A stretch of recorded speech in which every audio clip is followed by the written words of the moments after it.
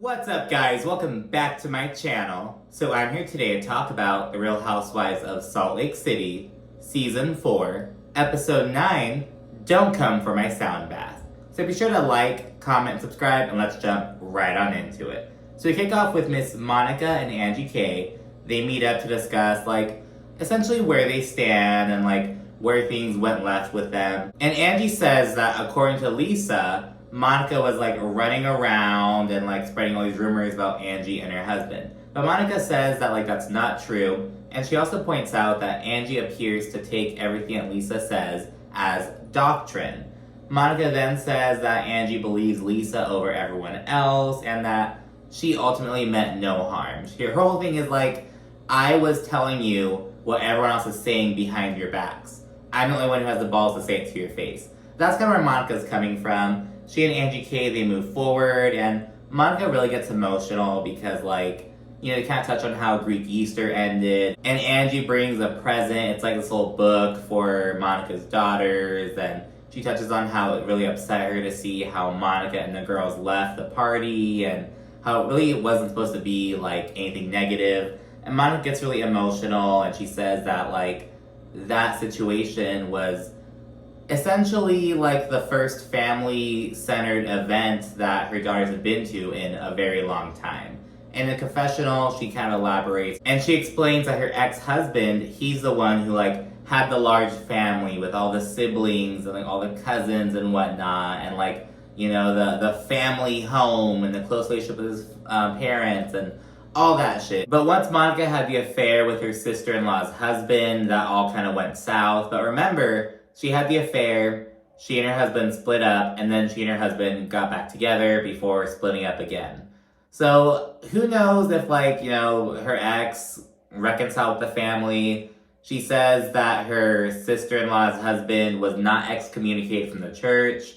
It's unclear if he's still married to her or not, all that good stuff. And Monica also notes that her mother, Linda, didn't really come around during the holidays until the dissolution of Monica's marriage. So she says that, she's at least grateful about that, although most of the time these little gatherings would end badly and then fighting and whatnot. And while connecting, Angie, she kind of shares that her own mother, who passed away when Angie was 8, she self-medicated with alcohol. And it's unclear if, we don't know what her mother died of. We don't know if it was, a cancer of some sort or cirrhosis of the liver or some shit, but she says her mother struggled with alcoholism, and she also says that seeing Monica's relationship with her mother is really sad because Angie says that she didn't get the chance to love her own mother. She died when she was so young, so it hurts her to see this negative relationship, you know what I mean? And yeah, they ultimately truly connect and have a really good moment. This is actually a really great sit down, to be honest. It felt genuine. It didn't feel put on. It really felt like a good sit down.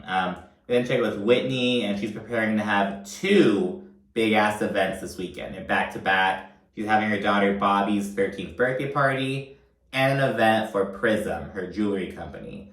Now, if I'm not, correct me if I'm wrong, but I think this is the first time that she's mentioned Prism. I remember Wild Rose Beauty. It was Wild Rose Beauty, and it got rebranded to something else. No, it was the other way. It was named something else. It got rebranded to Wild Rose Beauty or some shit like that. She hasn't touched on that too much. So, okay, I'm glad to see Whitney starting to utilize her platform. A lot of housewives never really get around to that, when's Ashley Darby gonna release anything? You know what I mean? Shit like that. So I like that Whitney's beginning to get serious about that, you know what I mean? Or at least show it more on the camera. And Lisa rolls up to help Whitney out. It's gonna be a luau themed party for Bobby. So she's bringing all these tiki torches, painting them with splatter and all that shit. And Whitney reveals that her mother is actually gonna be attending Bobby's birthday party. And she's on camera and everything. It's really briefly, but I was expecting it's a blurred face. I wasn't expecting her to agree to be on the show or whatnot. So good on that. Whitney says that Bobby, she called her grandma up and she was she can't say no to me, and she got her to agree to pull up, you know what I mean? Because I guess Whitney was I don't know if she's gonna make it, because remember, Whitney and her mother haven't really been on great terms since Whitney cheated on her ex-husband with Justin and all that good stuff, all that scandal. So, but it's nice to see her there. Her mother's name is Jolene and all that stuff. So yeah, Whitney shares that she's actually getting Bobby a golf cart for her 13th birthday. And she's like, you know, me and Justin were kind of on the fence about it. And she was like, but I kind of rationalized it by saying, well, she can like help pick up and drop off her brother from school. She can help run errands. She could be a personal Uber. And I'm like, this is a golf cart, bitch. And she's 13 years old. So it's like, what are you, like... So, in my hometown, and actually near the high school I graduated from, there's like this neighborhood. It's like these like countryside estates and whatnot. And one of my homegirls, she lived there at one point, and she had a little golf cart, and she would like, you know, drive it to her friend's house and whatnot. You can't like take that shit onto like a main road. You know what I mean? Like, it doesn't have seatbelts, it doesn't have airbags. Like, it's not... And she even mentioned that, like, this other classmate's dad used to always call the highway patrol when he'd see her out. Because it's, like, technically illegal, but it's the kind of thing, like, you know, in my dad's neighborhood, there'll be this one family that kind of go on little cruises, go around the neighborhood in a little golf cart. But, again, they don't go on to, like, this busy main road. It's very much this residential area, like, not in the country, but it's, like, right on, like, you can fucking see the country from it, you know what I mean? It's, like, right there on the fucking edge. So it's kind of like, okay, like, she could write that shit down to the fucking mailbox. She could write, you know what I mean? But it's like, are you expecting to, like, send her down the fucking highway and that shit? You know what I mean? It was kind of like, okay, Whitney, like, let's be rational here. But anyways, Whitney says that she's gonna invite everyone to Bobby's birthday party, but she's probably not gonna invite Mary. This was actually the first episode of the season where we didn't see Mary at all. And she mentions the last time Mary was around her kids. Didn't really go too well. We see this flashback, and it's when Mary was telling that story about that one church member who, like, fell down the fucking mountain in her car, or, like, was ejected from the sunroof or some shit. She, like, shared the story, and it was just, like, crazy. It was, like, really funny. Whitney also mentioned she wants to invite Monica and the girls, before she tells Lisa about how, you know, Monica has a very abusive relationship with her mother. And Lisa responds by saying, and I quote, "I love when things are conveniently abusive. You can be abused and also be abusive. If your mom's so horrible, then fucking make changes. I don't think she's sincere."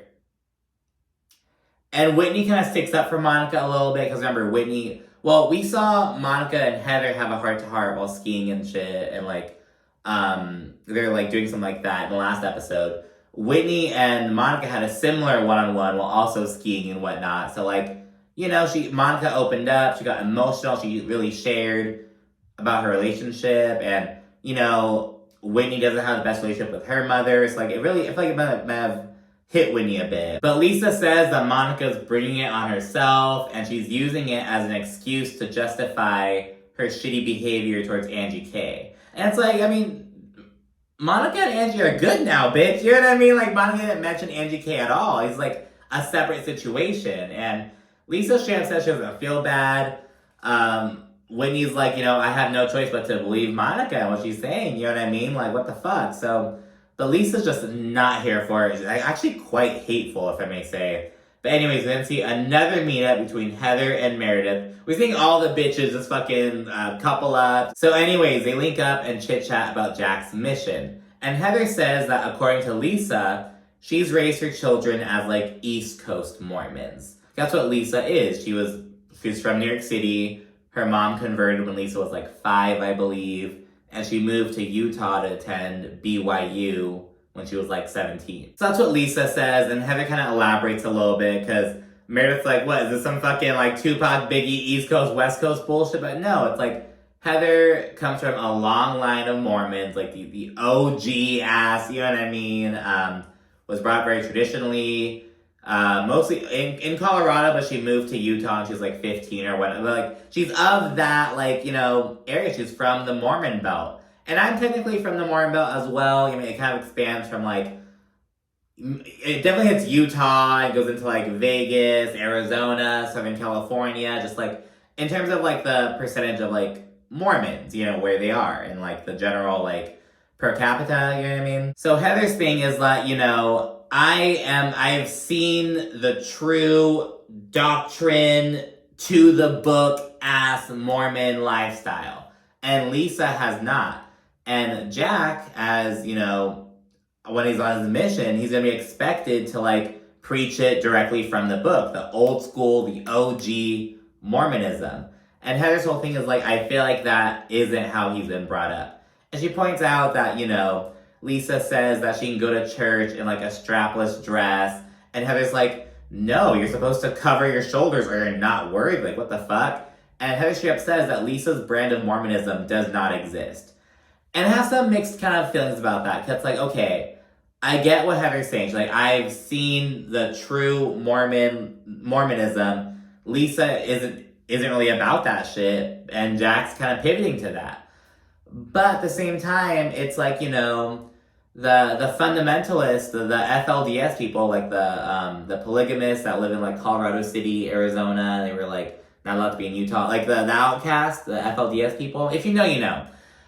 They probably look at, you know, the hardcore Mormons living in Salt Lake City, and they're like, they don't live their lifestyle according to the original like Joseph Smith brand Mormonism. You know what I mean? Like, it's always easy to like discredit others. You're gonna make it be like, oh, you're not, you know, a true Muslim because you don't adhere to these things. You're not a true Jewish person because you don't do X, Y, and Z. You're not a true Catholic because you didn't do this. It's like, you know, it's very like,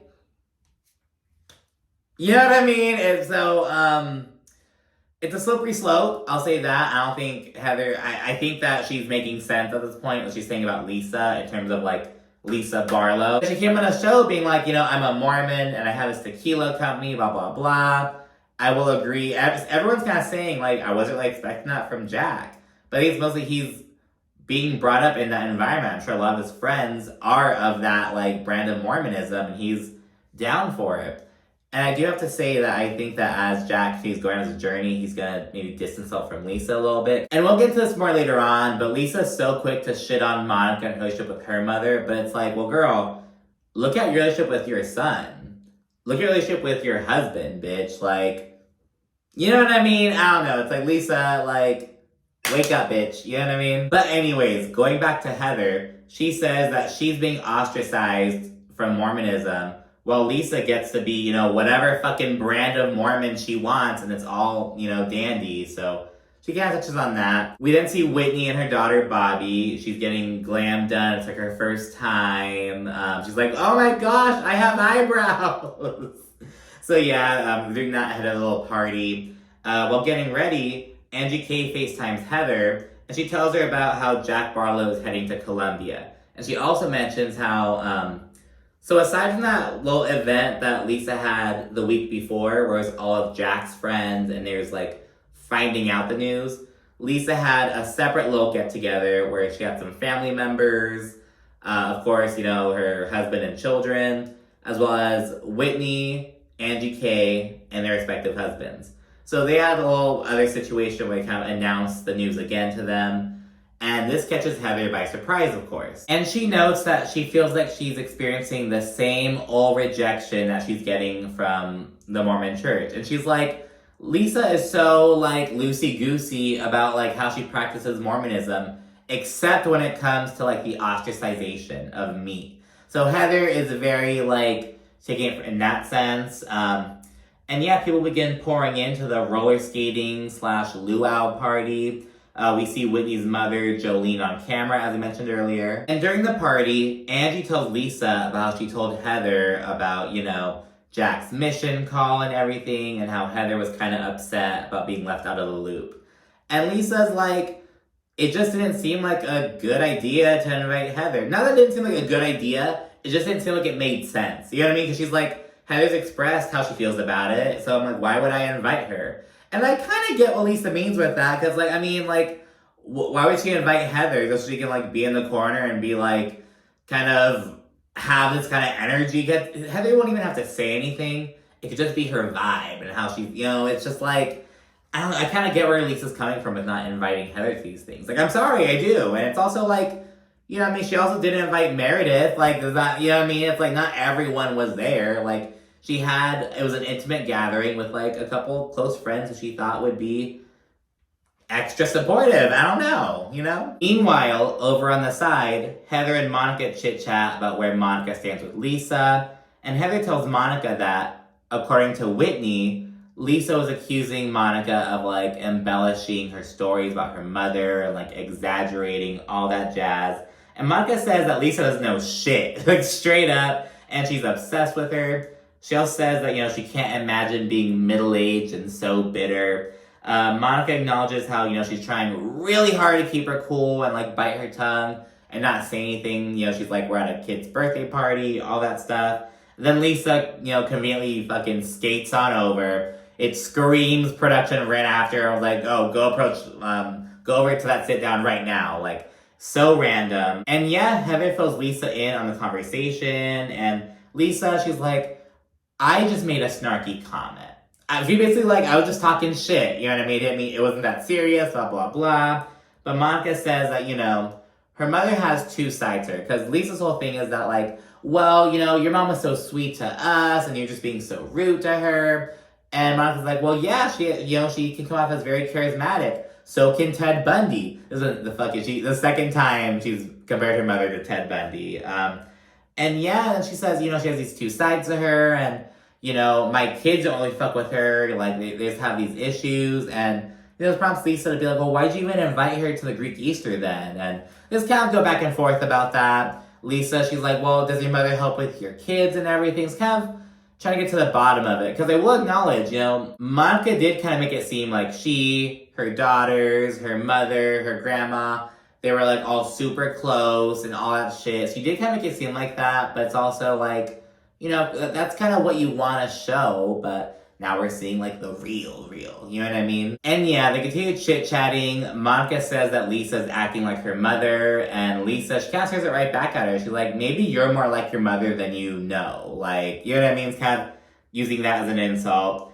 The festivities then continue before Lisa approaches Heather, and she assures her that, you know, you're not being excluded. Like, it's, you know, not that big of a deal. Though Heather disagrees, and Lisa says that Jack's on one journey while Heather's simply on another. And again, that's true, you know what I mean?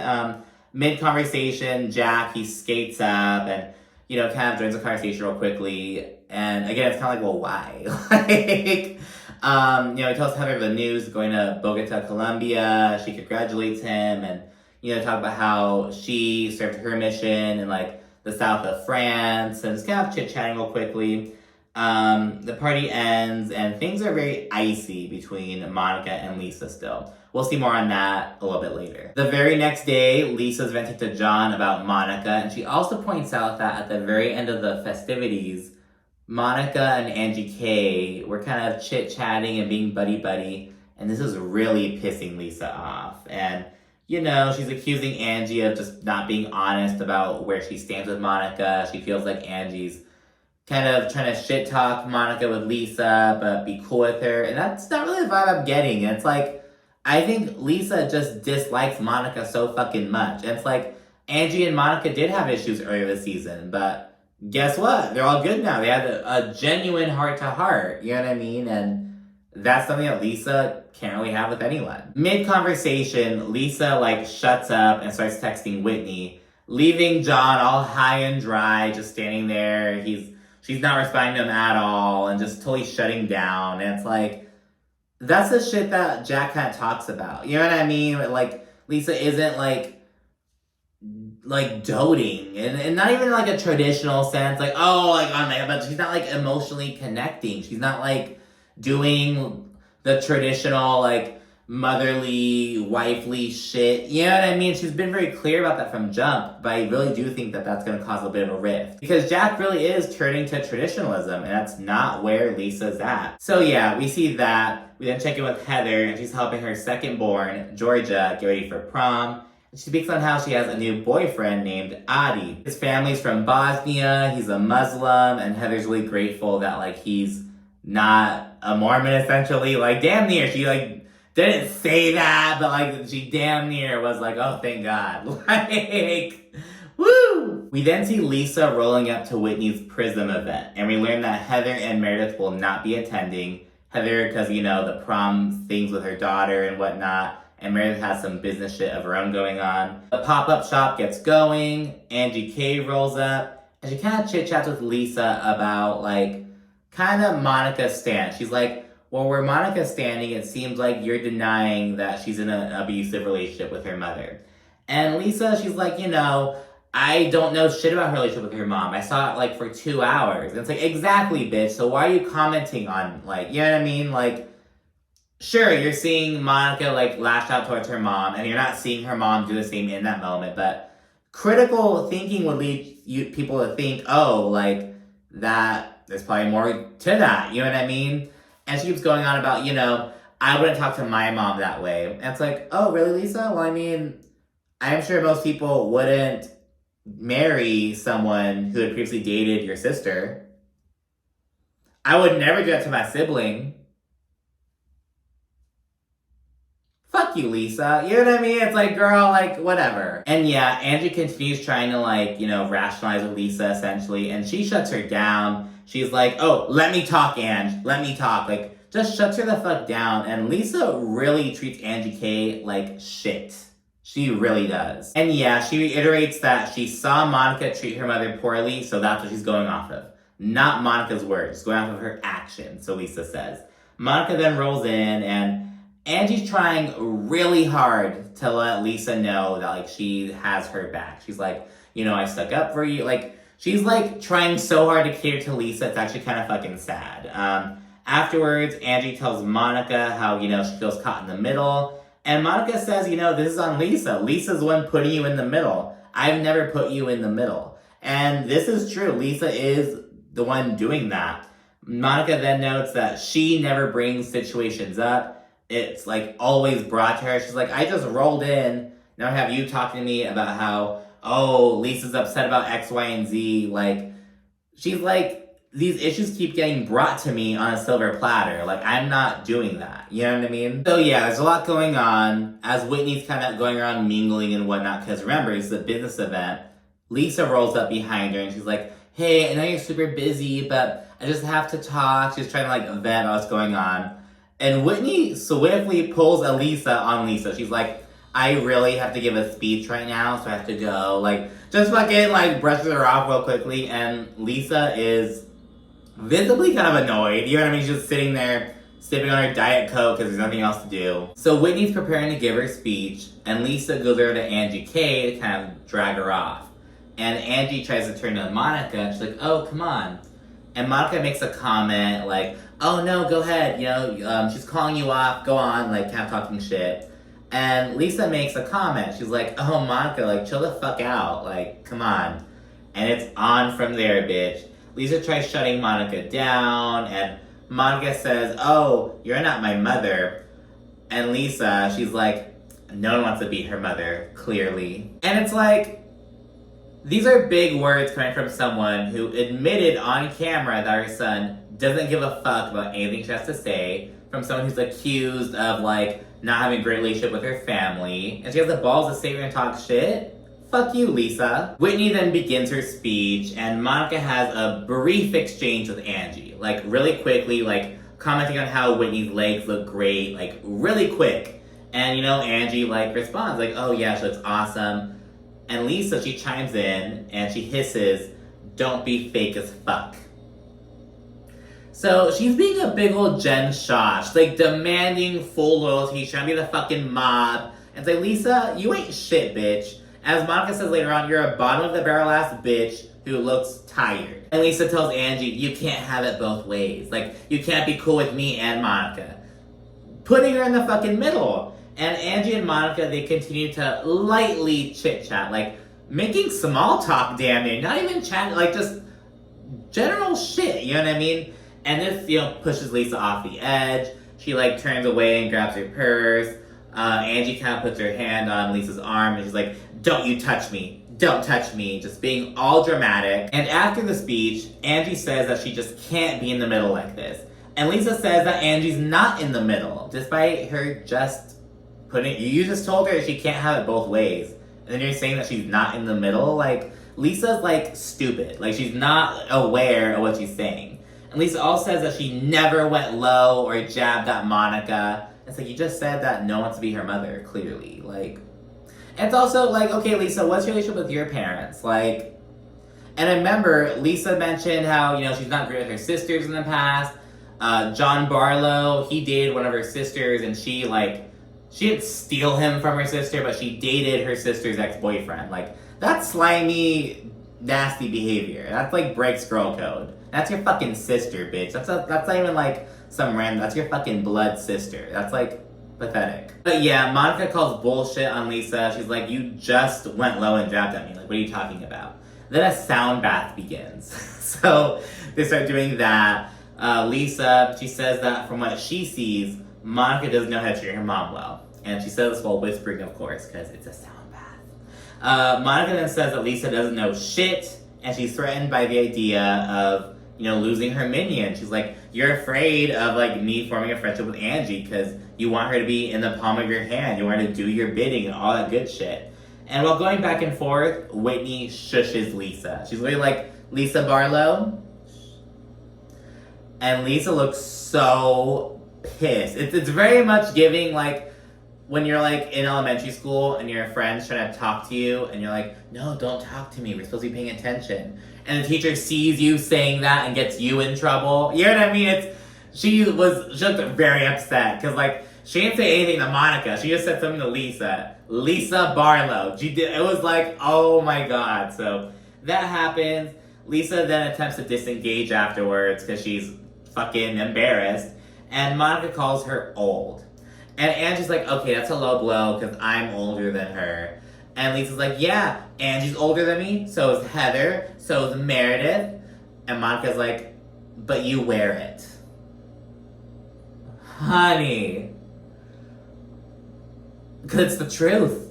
We see Angie and Lisa side by side. And it's the truth. And Lisa makes a comment like, I like to stay natural. I don't want to look like the Pillsbury Dough girl. Thank you very much. And Monica's like, are you saying that Angie looks like that? Are you saying that about your friend? Oh my God. It was like intense, to be honest. And Whitney is pissed. She's at the front of the room trying to do this sound bath, and she sees them talking in the back, and she's very upset. Lisa attempts to shut Monica up, which does not go well. And Monica says that Lisa's like a tramp stamp. She's begging for attention anywhere she goes, and she really gets under Lisa's skin. You do realize that there are several forms of intellectual capabilities in the brain, and street smarts is actually the number one. And you don't have that. And the fact that I do challenges you, and you hate it. Bitch. And all Lisa can say in response is, I'm bored. I'm bored. And Angie says that's clear that Lisa and Monica do not like each other. And, you know, Lisa, she gets pissed off at it. She's like, why are you saying that? That's not even the truth, blah, blah, blah. You're, like, stirring the pot, all this shit. And she tells Angie, like, you know, stop and, like, all that stuff. And Monica sticks up for Angie. She's like, no, like, don't tell her to shut up. Don't try to shut her down. Like, say what you feel. Like, say what you want to say. And don't let her shut you up. She really sticks up for Angie. And I'm glad, because, you know, it's like Angie, it's like, she's trying so hard to stay cool with Lisa, but Lisa's clearly, like, pushing Angie. Like, it's like, Angie, girl, stick up against Lisa. I think she will later on in the season, hopefully, but it's like, oh, it's really baffling this year. Lisa's acting insane. At that point, Lisa says that Monica and her mother both abuse each other, and things get very heated. They get very close to each other. Like, Angie has to kind of try to separate them and, like, try to keep the peace. Like, it gets very heated. Not to the point where I thought that, like, Monica or Lisa were gonna, like, hit each other or anything, but it was getting very heated. You know what I mean? Like, getting close to each other, hands going in people's faces, all that shit. Whitney ultimately steps in and asks them to kind of go off to the side. And Lisa, she kind of walks off with Whitney. And she says that Monica's impossible to have a conversation with. She's kind of playing the victim. Like, you know, Monica's just sitting there getting so loud, and I'm telling you it's the wrong place, wrong time, blah, blah, blah. But Whitney sees through the bullshit, and she's like, in the confessional, I just want Lisa to table Lisa. Like, Lisa's the problem. And she's sitting here trying to play the fucking victim, act all innocent, like Monica's the big bad wolf and shit, but no. Lisa, take a good look in the fucking mirror. Meanwhile, Monica talks to Angie K about how Lisa's trying to silence her and how it's not cool. And Monica and Angie really do have a moment. They hug it out and everything. And this sets Lisa off to Whitney's annoyance. She's like, I'm just so over this bullshit. So I'm gonna let Whitney sing through Lisa's bullshit. And she leaves in a huffing and puffing, all hot and bothered, all that good stuff. And that's the end of the episode. So thank you so much for watching. Let me know what you think down in the comment section. And be sure to also like and subscribe. Thanks again. Bye.